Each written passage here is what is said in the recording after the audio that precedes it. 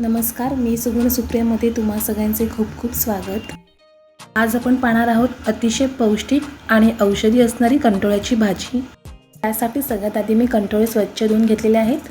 मग त्याचे मध्ये 2 भाग करायचे आणि चमच्याच्या सहाय्याने त्यातील बिया काढून घ्यायच्या आहेत।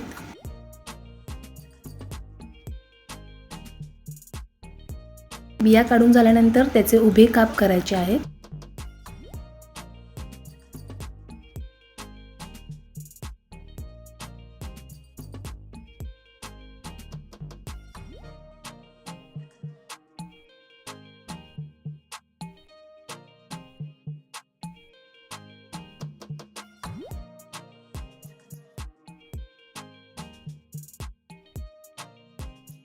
चला तर मग आपण आता साहित्य पाहूया। तर हे आहेत उभे कापलेले कंटोळे, त्यानंतर बारीक चिरलेला कांदा, बारीक चिरलेला टोमॅटो, काश्मीरी मिरची पावडर, तिखट मसाला, धणे पावडर आणि हळद। तर सगळ्यात आधी कढईमध्ये तेल घ्यायचे आहे। तेल तापल्यानंतर त्यामध्ये बारीक चिरलेला कांदा घालायचा आहे।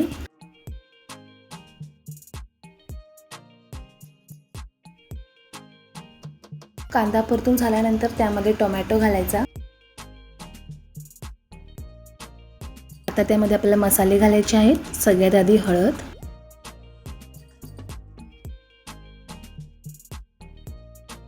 मग त्यामध्ये तिखट मसाला घालायचा,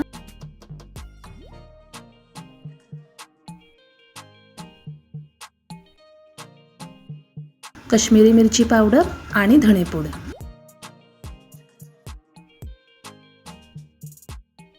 सर्व मसाले व्यवस्थित एकजीव करून घ्यायचे आहेत। मसाले व्यवस्थित परतून झाल्यानंतर त्यामध्ये कंटोळे घालायचे। कंटोळे मसाल्यामध्ये परतून घ्यायचे।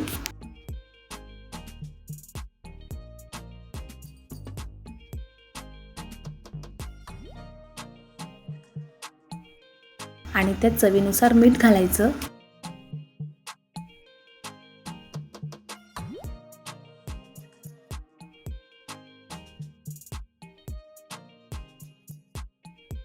आता 10 मिनिटे झाकण ठेवायचे आणि 10 मिनिटानंतर कंटोळे शिजलेले आहेत की नाही ते पाहायचं आहे।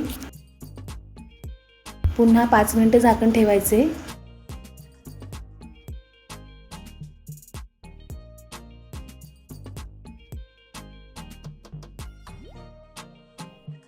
पाच मिनिटानंतर भाजी थोडीशी परतून त्यावर पाण्याचा हबका मारायचा। अशा प्रकारे कंटोळ्याची भाजी तयार झालेली आहे।